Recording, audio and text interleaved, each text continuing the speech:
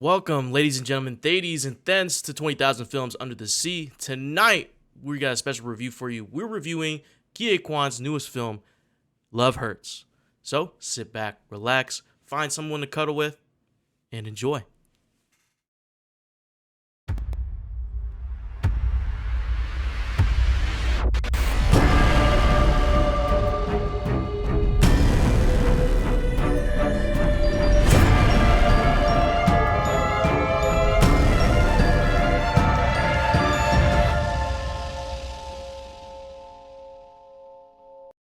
What is up, everyone, ladies and gentlemen, thadies and thens? Welcome to 20,000 Films Under the Sea.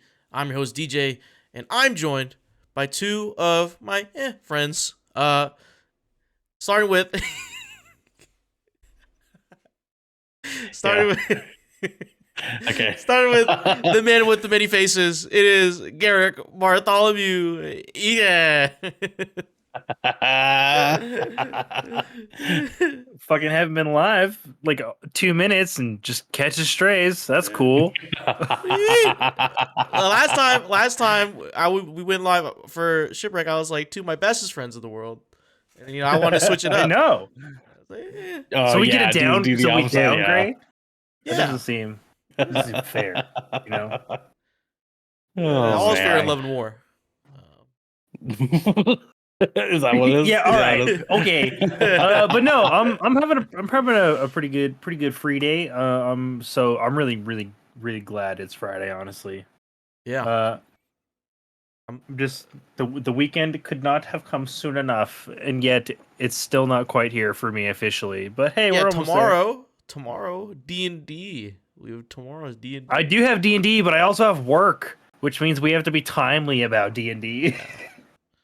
So You've our still meeting been just pretty has to good be like about it. 30 minutes tops. You know what I'm saying? Yeah, we got this. Yeah. That's all. We got this. Mhm. But thankfully, I don't have to frame anything anymore. So like everything of like the setup now, it's gonna be fucking snappy. So we're good. We're good. We should be all right. Hell yeah. But as always, I am excited for the episode. It's like the thing I look forward to the most each week now is Saturday morning D&D. Mhm. Hell Me yeah. too, Mhm. baby. Let's go, Hell man. yeah. Let's go. We're also joined by Shark Daddy, aka Daddy Mommy, aka my fellow co-captain on these 7 C's. This is the 8th C actually. We're number The 8. eighth C. Yeah. The eighth It C for is sure. Hernel Pearson. Go Birds, baby. Go Birds. Boys, it's been a very interesting day. So I got food poisoning, Oh, and that's not good. That's not good. I've spent Just all instant day. turn around on a meal you had.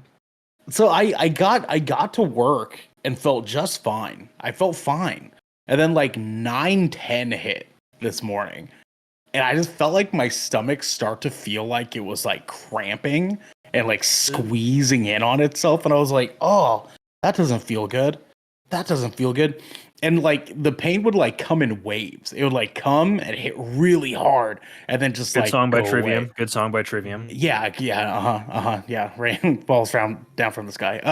And then it would squeeze again, and then fade away again, and then finally got to like lunchtime, and I was like, I need to just like maybe try to see if like some Sprite and like just maybe something like fries will help or something like that to kind of get my stomach not feeling like dog shit. And so I ordered like a small order of McDonald's and ate maybe 6 fries, and I was like, this isn't it. This isn't doing it, man. It's making it worse.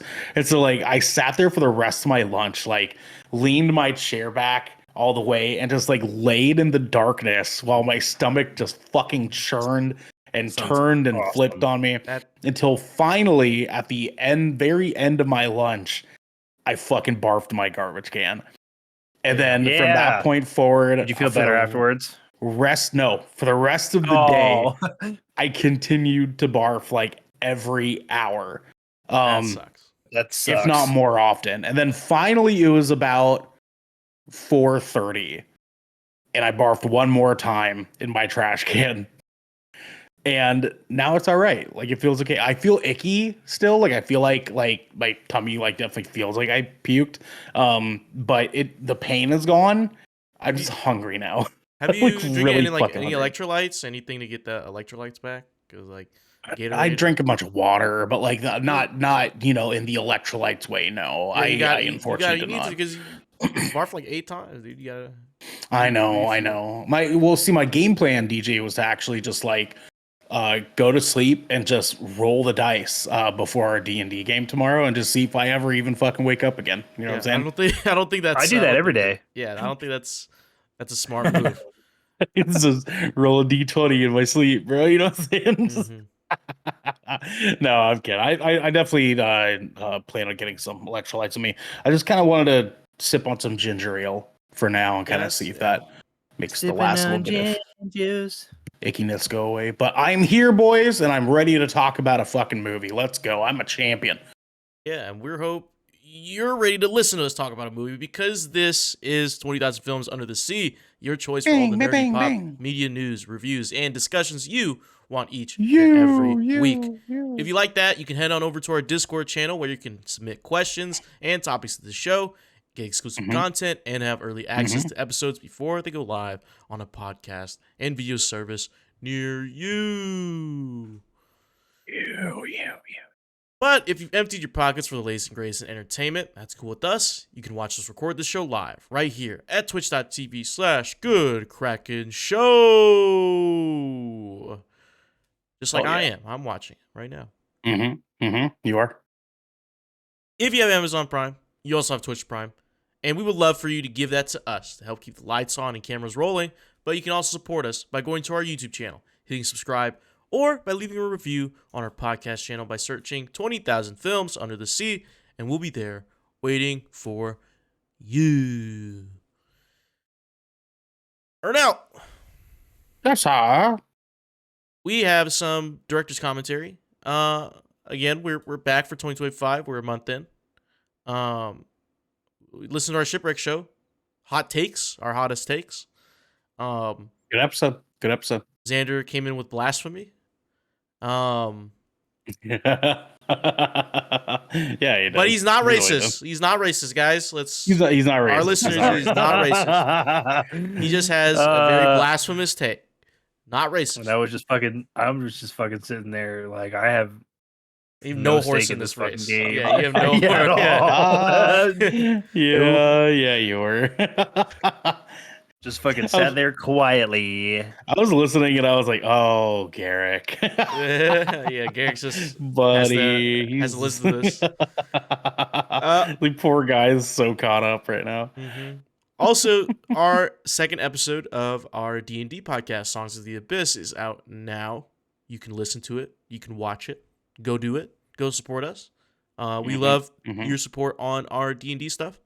If you guys like D&D, you should watch it. Episodes come out every Monday. And if you are a Twitch subscriber and you're in their Discord, you get it the day of when we record it, which is on Saturdays. So if you want to, come join the Discord and subscribe on Twitch. Do it. And Garrick and Devin are sorry about Death Ratio not appearing this week. Had some issues. But Yeah. we'll come right back. Life didn't find a way. Yeah. Regularly scheduled program next week. So all of our Death Ratio listeners that have crossover, you be on the lookout for that. Yep, Hell we'll be yeah. back. We will be back. We'll be back. We'll be back. We'll Garrick, be back. what is our next segment? Oh shit, man! I don't know, man. I'm not fucking on this show, man. What the fuck are you fucking, man? You son of a bitch! You didn't catch me monologuing. Oh yeah, it's the monologue. This is where we tell you about hit shows and movies that are releasing from today's recorded date till next week. That's recorded right, date for the show. Yeah. So starting today, Yeah. February 7th on a Friday, along with the movie that we're reviewing today, which is Love Hurts, there's also Hard Eyes, a little bit comic horror, in theaters now. When I'm Ready, also a romance, I believe, is a romance film. in theaters. Watch that. Sunday, February 9th, Super Bowl. Super Bowl 59. That's right, baby. NFL Put the Super fucking Bowl shit on here. 59. Go Birds, 9. baby. Let's go. Super Bowl Bird gang. 59. Honestly, it is a movie. It's a movie. It is. It's a show. It does. It's the first yearly show. To be fair, like episodes yearly. Kendrick Lamar halftime show. Timothy Chalamet is going to be there.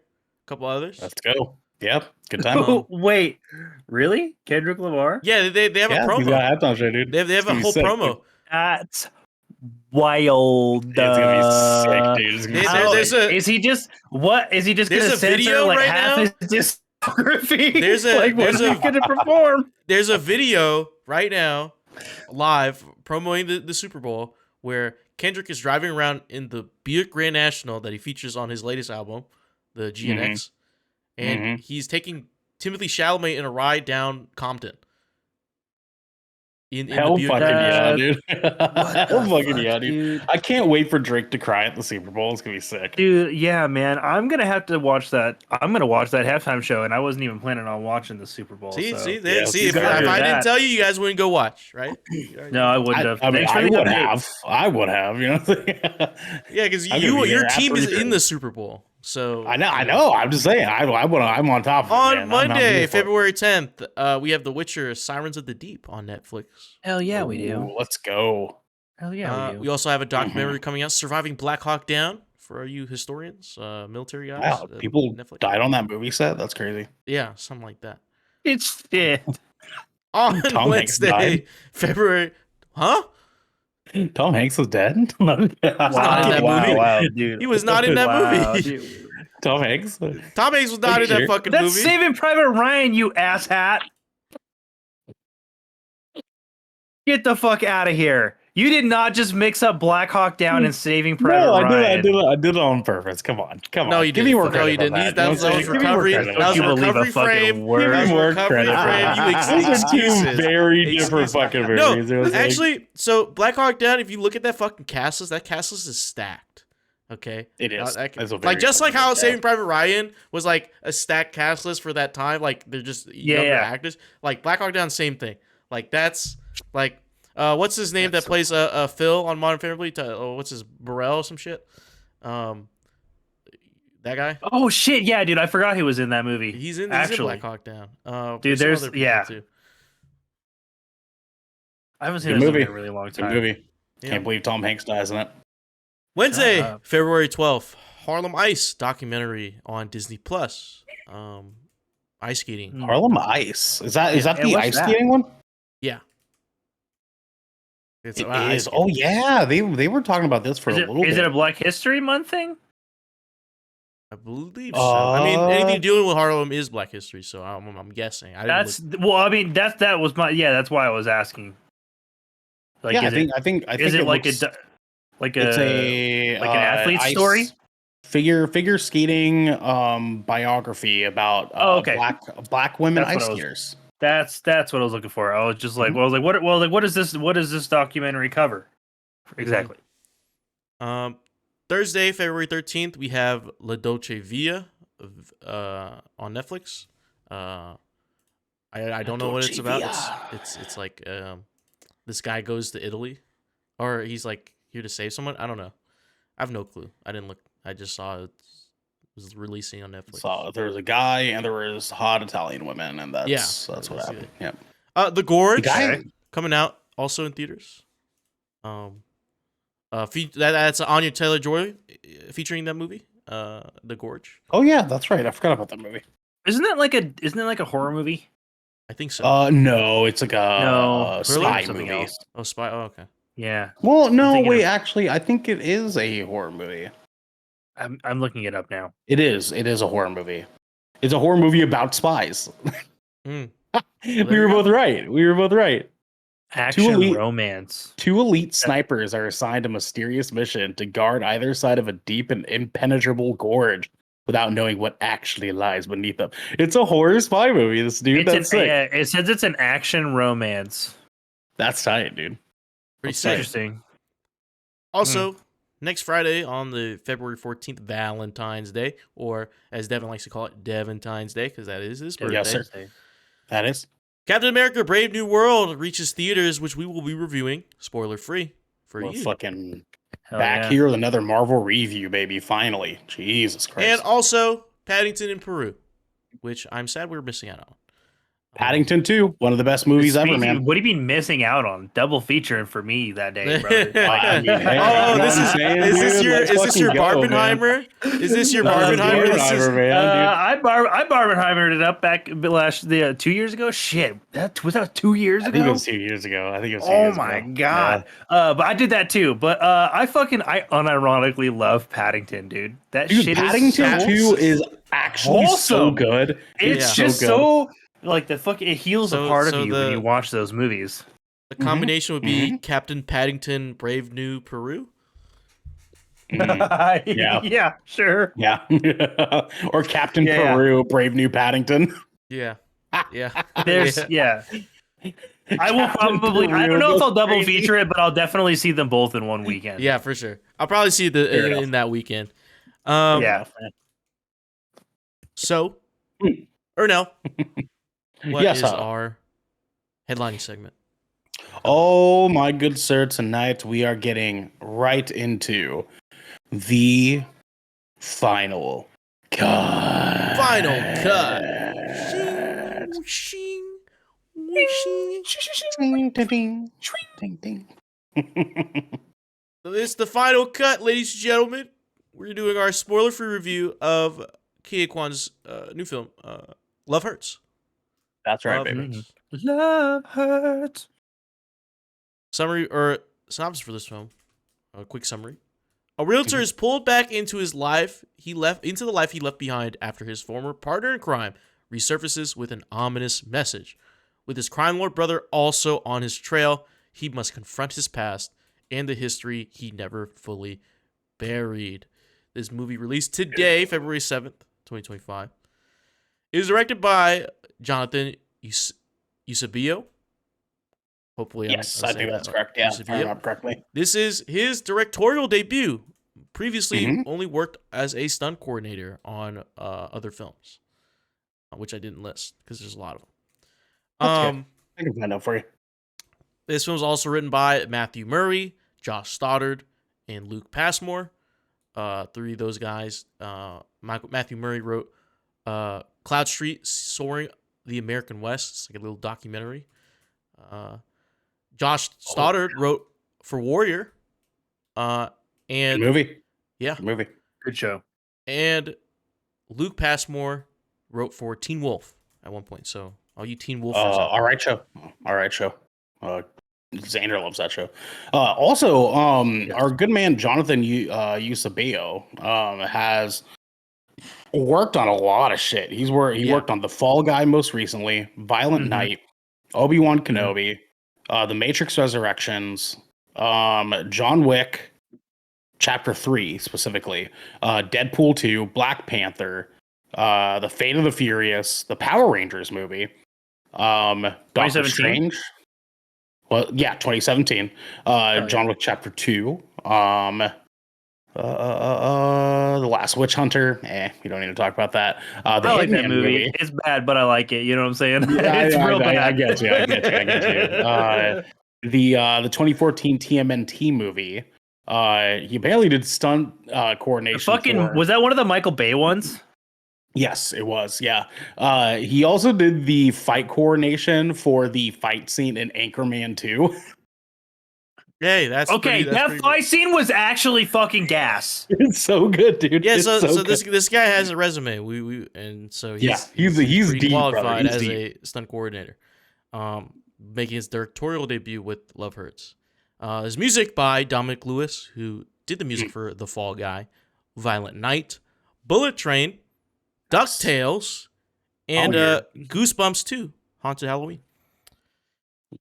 Arguably good movies. Budget I for love this, Bullet Train. yeah, Bullet Train, yeah.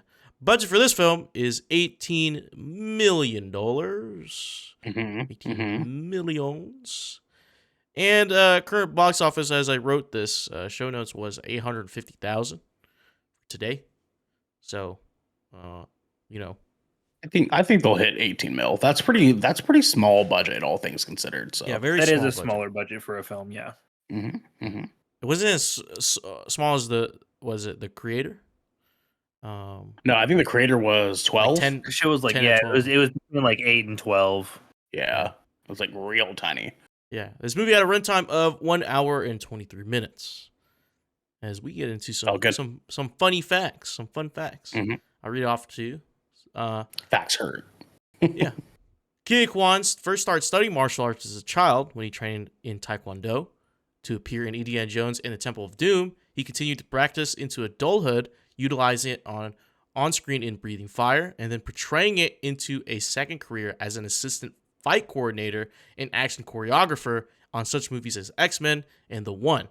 He returned to working in front of the camera in Everything Everywhere All at Once, amazing movie, in a role that showcased his martial arts talent, which he does again in this movie, Love Hurts. The One is like one of the best Jet Li movies of all time. The like choreography of that movie is so fucking dope.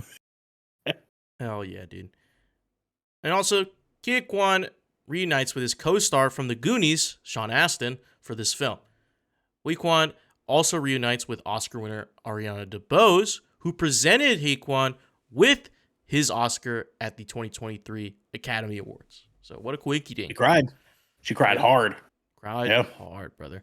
So with that out the way, we can get into our initial thoughts of Love Hurts. Starting with, I want to hear Garrick. Garrick, what'd you think of Love Hurts? Yeah. Breathing deep. Ke Huy Quan deserved better than what this film delivered for him, in my honest opinion. This film isn't unwatchable. I wouldn't say it's unwatchable, but every single scene in between every fight scene is painful to watch. Okay. What it tries to deliver in charm comes off as dull, amateur, childish writing. And there's so much exposition that is just unnecessary in the form of inner monologue that the visual in the scene literally tells you everything you needed to know, and then it's just layered nonsense on it. Exposition just for the sake of exposition, and it happens a lot. And it's never like a meaningful dialogue. It's always just exposition. And it's used as like a driving plot device for like a lot of what this movie has going on. The plot is nonsense. Even it tries to be. Honestly, I want to say John Wick, but it doesn't. It doesn't feel like John Wick to me at all. It feels like it tries to be nobody. Honestly, that's the wheelhouse I feel like it's trying to fit itself into, because this film is advertised as a date movie. It really is, and you got to have a lot of charm to get your significant other who isn't into action films to want to sit down and watch this movie. And I think my wife would have punched me in the fucking throat if I would have brought her to this movie with me. I think she would have been actively upset. She would have told me that I wasted her time. Actively? Oh, Jesus. Okay.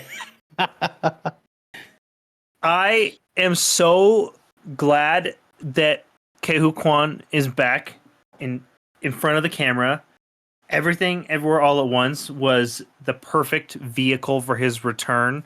This film was not the perfect vehicle for his first leading role. I loved him in it, and he is by far and away the shining star of this film because he is Ke Huy Quan, and he is so fucking charming. He plays a very charming character that's very, very likable, and he has some really, really fucking incredible fight scenes. Like, all of the fight scenes in this movie are very enjoyable, even if they are really, really overcooked.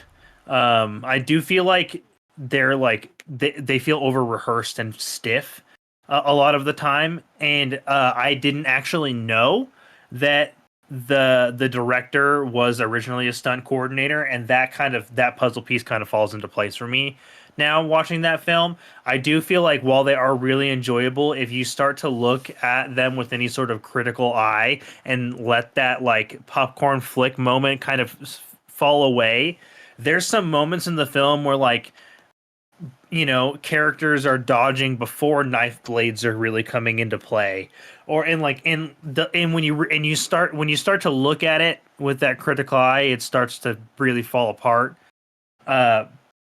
This was rough. I'm glad that I was sitting in the back row, and that there was nobody else sitting with me, despite there being a fairly large theater, which the audience got a lot of laughs. But this film did not really land hard for me at all. I spent a lot of time checking my phone and waiting for it to end.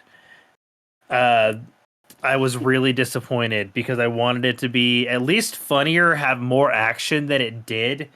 But sheesh, man. I really, aside from Kehu Kwan, everybody else felt painfully miscast. Performances were dull or just outright bad from some people who do not deliver bad performances. What the fuck were you doing, Mustafa? What the hell was that? What the fuck was that character you were playing? That shit was bad. That shit was, the Raven was a dog shit character. He was a poorly written fucking character. This film was rough. It was just so all over the place, and it tried to do this cutesy, you can find love in weird places shit, and it just, oh my god. This brain is breaking a little Dude, bit. I wanted to like it. I could feel myself like start to enjoy bits and pieces, and then like they would transition to like one of the in between fight scenes, and I feel like they ripped it away from me. They're like, "Here's your fun." You're like, "No, psych." You're like, "Now we're gonna listen to some weird shit about how the characters need each other, even though we've established that in the first 15 minutes." And they're just like, "Why can't he figure it out?" And I'm just like, "I don't know. Why don't you stop explaining it via an inner monologue while you have a direct on scene while this character sits on a couch and just fucking ruminates for 45 seconds, and then it does the same thing for another character where he just fucking, oh my god." Yeah, Garrett did not like this movie, man. This film was bad. This film was real bad. This film was real rough. I had a hard time with just about every aspect of this film. I wanted to like it, but the second the Looney Tunes heart closed at the end of the film, my fucking feet were up. I fucking reclined my chair early. Yeah. I reclined my chair back up early. He sat up. I said I was like, dude, I was ready to go. In the fucking second, I was gone. I was out. I left the moment the credits began, and that's how I felt about this movie.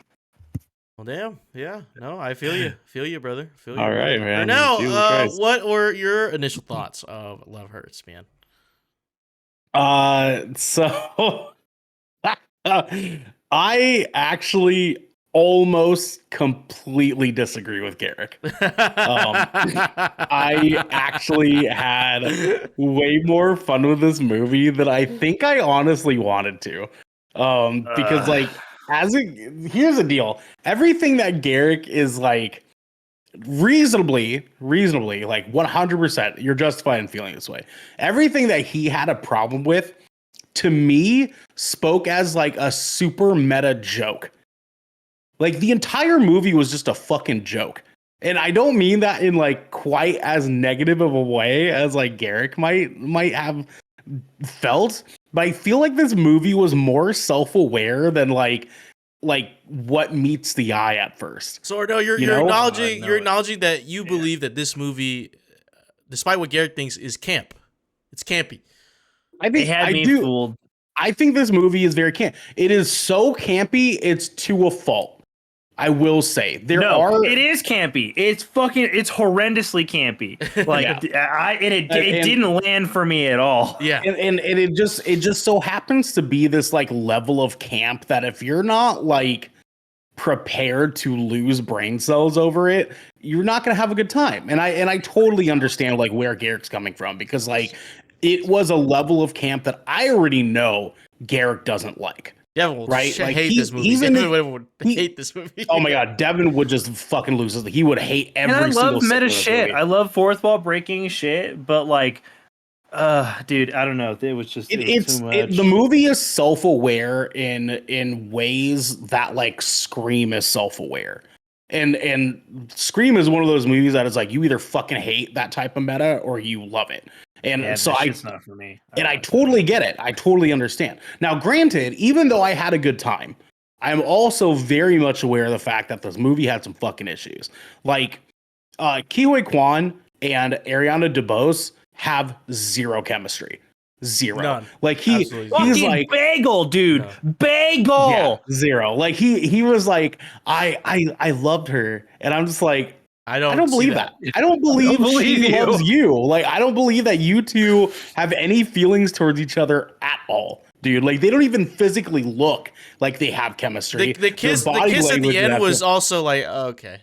Yeah, it was like, you guys are really felt uncomfortable. Like Ke Huy Quan was like, all right, we have to do this kiss scene, but I need to make sure my wife doesn't fucking stab you. It's kind of like what it came off to be as. And I mean, all the other characters in this movie are like fine. Like you literally, they could have put literally any actor. Oh no, you can't say to that. Fill these roles except for Knuckles. Knuckles, I think was. I think Knuckles was I was gonna say Daniel Wu. I love Daniel. I have a soft spot for him though. Yeah. Daniel Wu was fucking great. I think that Marshawn Lynch was a lot of fun in this movie. I was about to say, if you say Marshawn Lynch can be replaced, Marshawn Lynch is probably the one free pass. I admittedly did forget about him. Everything else about this movie upset me so much. I kind of forgot he was in this movie for a second. He's good. He's good in this movie. Every single under the breath comment shit he says, like in the beat, like every B-roll comment he makes, fucking cracks me up, dude. When he was just like beast mode and he fucking charges through the wall. No, because that's what I mean. The beast mode thing was so fucking self-aware, dude. Like that was so meta as fuck. DJ, go ahead. Sorry. I was gonna say, like, I think that's what makes him like so good, is he's so real. Like he's 100% all the time. Like even when Ke Huy Quan throws a knife and like jams his gun onto like a wooden railing, he's like, man, what the fuck? Like he's like, how the fuck you spotted monkey ass.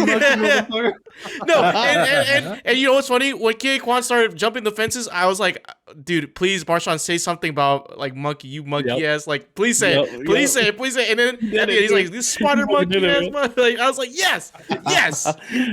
Dude, and their little like between Marshawn Lynch and Andre Erickson, like their like little like bromance thing was probably one of the better parts of this movie, to be honest. Because like that whole, they let it pay off so well with him being like, I told you, dog. I told you.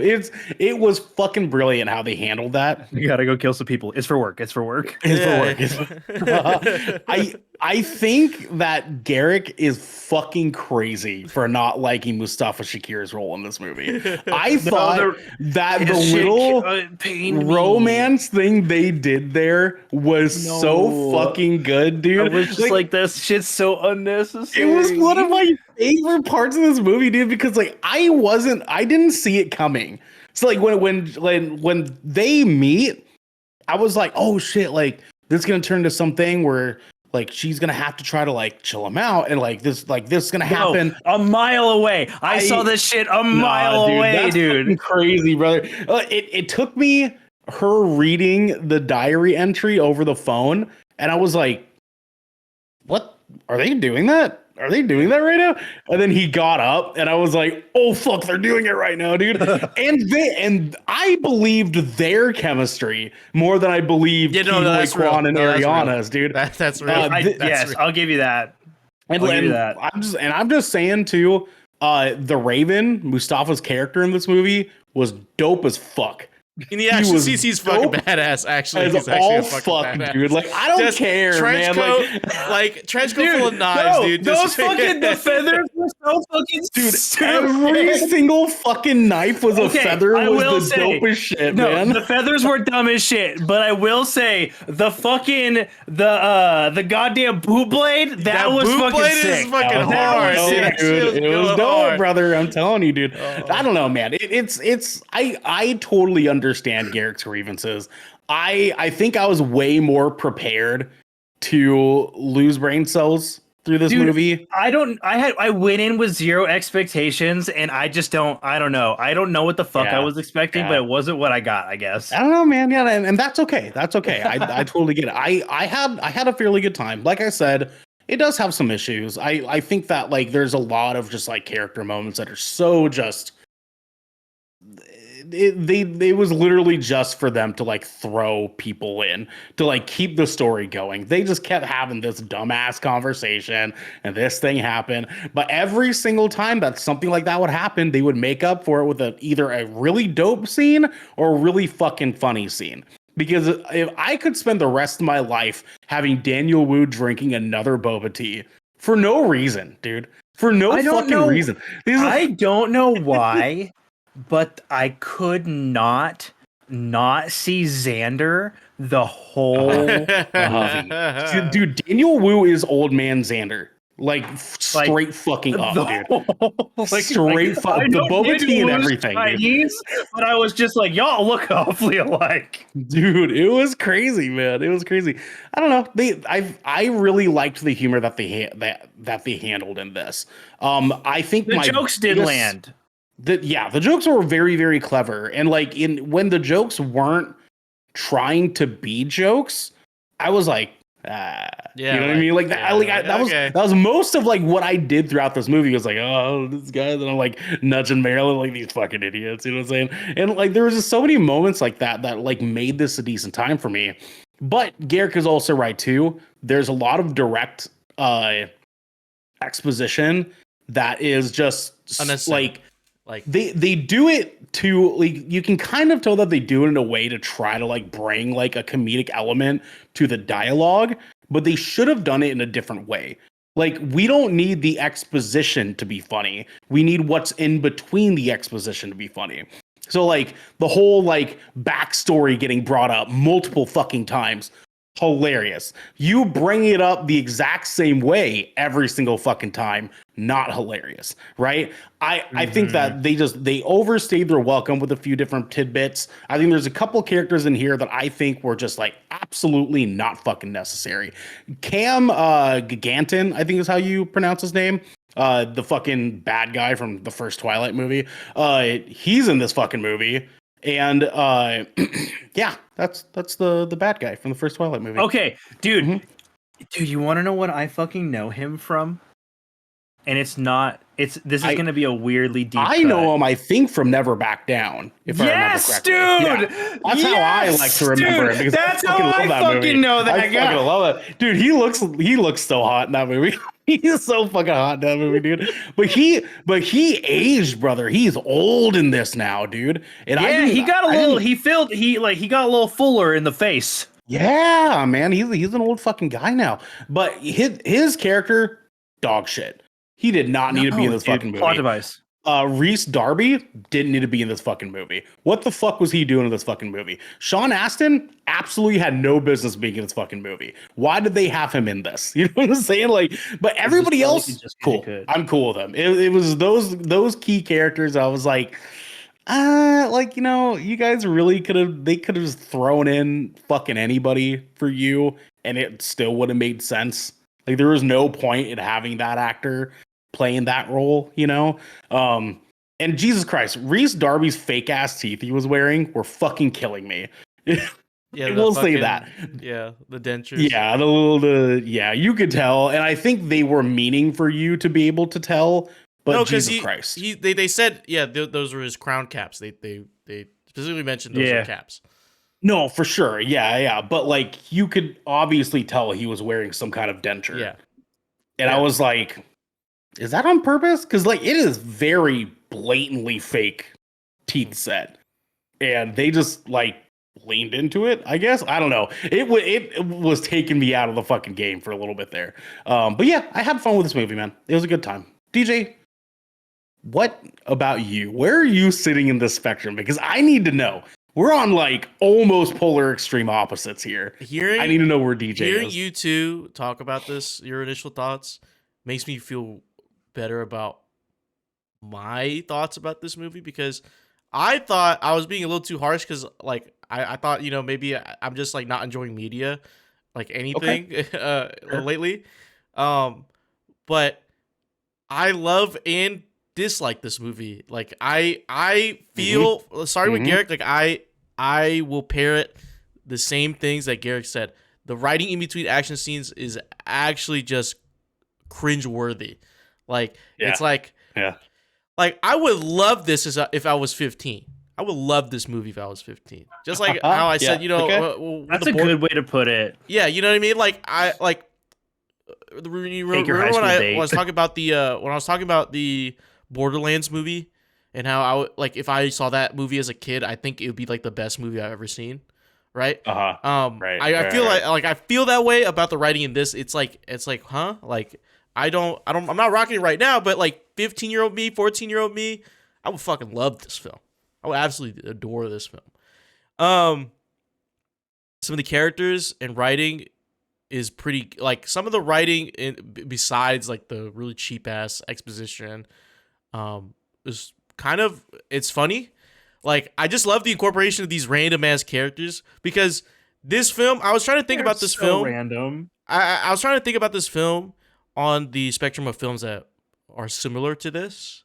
And to your point, Garrett, to talk about your point, Garrett, where you said this movie's trying to be Nobody, I think this movie's trying to be Bullet Train. Like, it's just the bizarre. Action scenes felt more Bullet Train too. It's more bizarre. Bullet Train does get weird. Bullet Train does get weird. If point to you there, like, it's like Diet Bullet Train. You know what I mean? It's not Bullet Train Zero, but it's like Diet Bullet Train. You know what I mean? Yeah, like it almost didn't quite commit. Yeah. Yes. Yes. It's like it was started to steer towards Nobody, like, in the beginning, and then it's just like, fuck Bullet Train, like, like, go right, and that's what I think happened with this film, because I was confused too. I was like, am I really liking this film? Am I liking this film? I was watching it, like, am I enjoying this right now? Am I enjoying this? I have to ask myself that while I'm watching. I'm like, am I enjoying this? Okay, let me just, let go. Let me just, like, take the seatbelt off. I'm like, just let me lean back, right? And then the movie became more enjoyable, especially once I saw Marshawn Lynch on the screen. I think that sealed the deal for me. Like, okay, I'm not supposed to take any of this serious right now.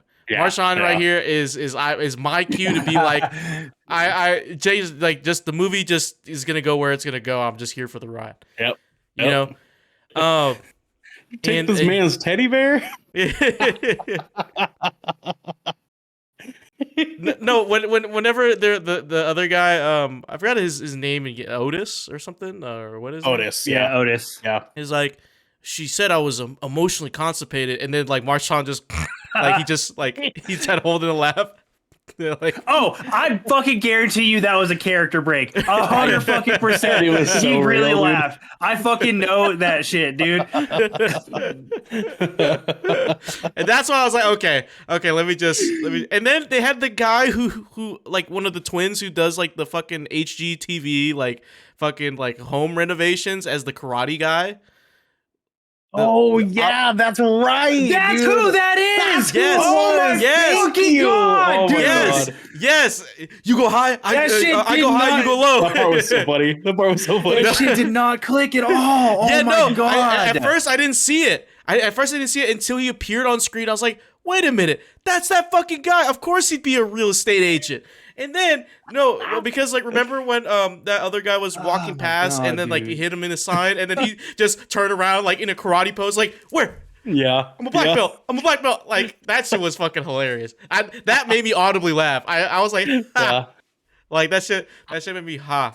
That's what I'm saying, man. Like, there's so much of the low IQ shit in this movie that is just like, it's funny if you just let it be funny. You know what I mean? I can't. I was like, it's because like to me, it's like, okay, this is not like I'm saying, it's diet Bullet Train. It's not what I wanted. It's not all. It doesn't have all the sugars and all this other shit that I want in Bullet Train.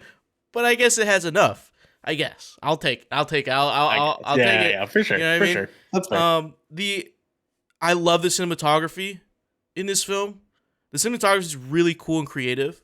Especially like in the beginning, like the first act. Like the different shots, the different angles, especially when they're like fucking up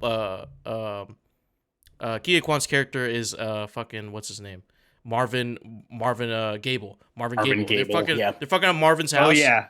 They're fucking up Marvin's house, and then like the camera's in the fridge, the camera's in the microwave spinning. The camera's like you know what I mean? The microwave thing was a really cool cut. Yeah. I love some of the shots in this film. Some of the shots are very creative and good. They had really good B-roll. Yeah, really good B-roll. Really good shots all around, and it's something that you wouldn't expect like a regular director to do, but knowing that the director was a stunt coordinator, like, okay, I see it, and I see the creativity here. Yeah. I enjoyed it. It didn't like feel out of place. It put me in the action. I will say also the stunt coordination felt stiff, but I also think it's because they had to use stunt doubles. Because I don't think Marshawn Lynch wanted to do any of those stunts besides the beast mode one. That makes sense. Maybe. Yeah. I think there was a few scenes he did, but if you look at him, he specifically does some football shit. Yeah. The scene where he fucking grabs Marvin by the back of the collar. Yeah. I know that was him because it looked and moved like him. I was like, he did that shit. Yeah, but like some other stuff where like they're flying all over the place, like you can tell like where it cuts and stuff. I'm like, okay, yeah, I can tell right here, like they're using a double here, like especially. I love some of like the weird stories. I don't like I said, like you guys said, the chemistry between Kia Kwan and his lover. Ariana DeBose. Ariana DeBose. Rose. Which was also in Bullet Train. Right? She was in Bullet Train. I think so, actually. Yeah, now that you mention it. She was the one that kept saying bitch, like like fucking stab Brad Pitt. Oh yeah, she was in the like the stuffy suit, right? Yeah, like the character suit. Yeah. And then became like the train attendant. But yeah, like you know what I mean? Oh, no, I think that was Zazie Beetz. No. Oh, yeah. Okay, they look similar. They look very similar. Domino. They look very similar, though. Similar facial structure. Yeah. But okay, then still like the chemistry there just felt off. Also, it was so bad, man. I don't know how old. I don't know what the age gap is. I just feels weird.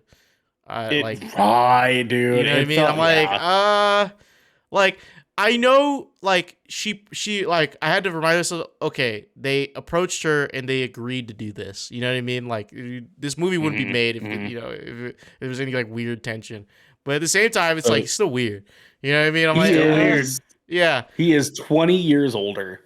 Yeah, I'm like, you can't sell me on this romance, but at the same time, it's like it's camp, I guess. So it's like, I don't know, but that doesn't mean it gives it, gives it a pass. You know what I mean? It doesn't mean that, we can't critique it. It just means like, am I supposed to take that seriously or not? And I think that's like the question, like you keep asking yourself in these movies, like, do I take this seriously, as serious as they are? But it's just like, I don't know. Action scenes are really fun. I love Daniel Wu's character, how he just drinks boba and he can literally stab you with a plastic straw. I fucking love that so much, dude. Like he would come in and the boba would be at different levels. Like he would be. It's always a little bit left. Empty. And I thought he would like have a shtick. It's like, I still got a little bit left. Like he always has it. Just like dude, they just don't acknowledge it, man. Like it's so good. I think he just doesn't finish his drinks. He just doesn't finish them.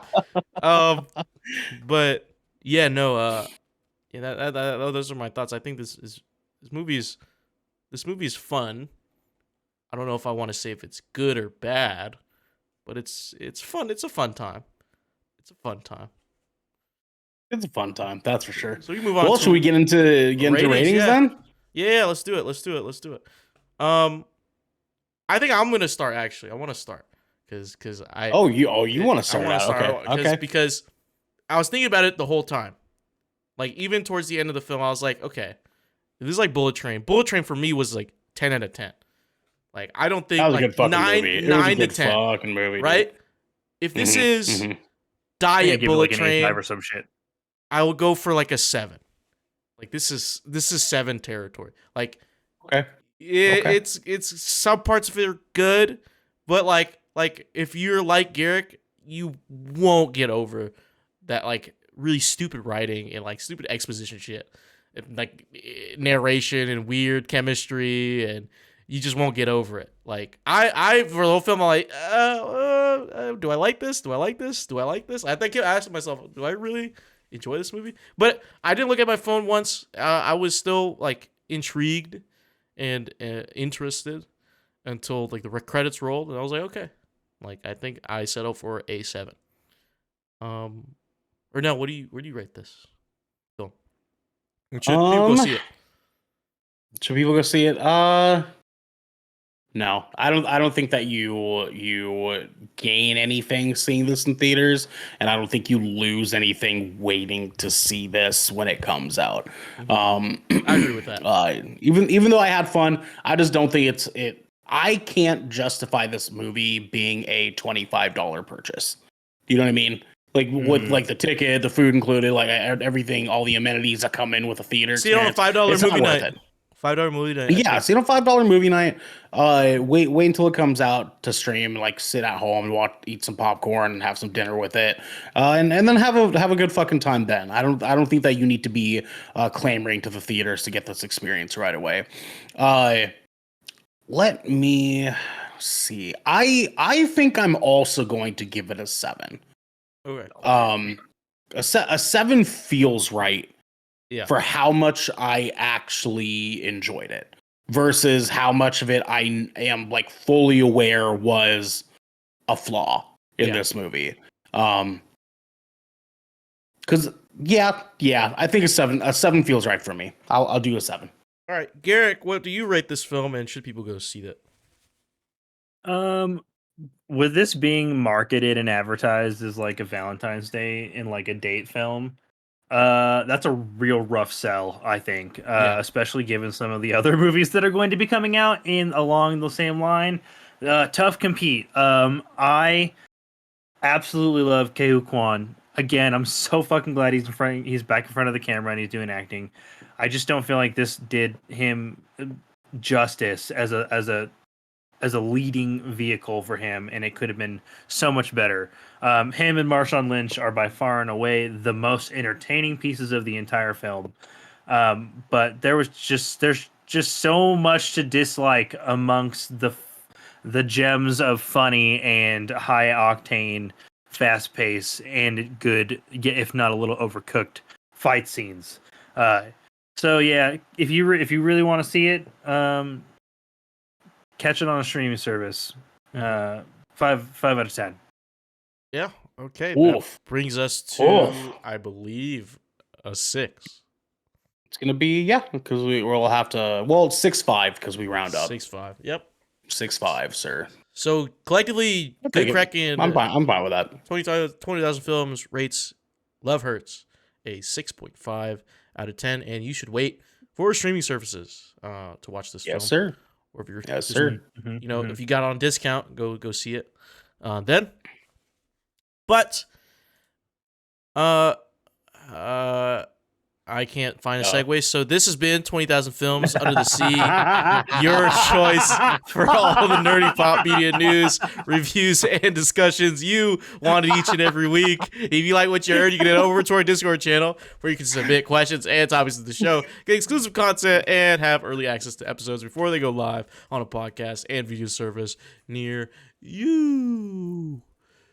You. But if you empty your pockets for Lazy and Grace and entertainment, that's cool with us. You can watch us record the show live right here at twitch.tv/Good Kraken Show.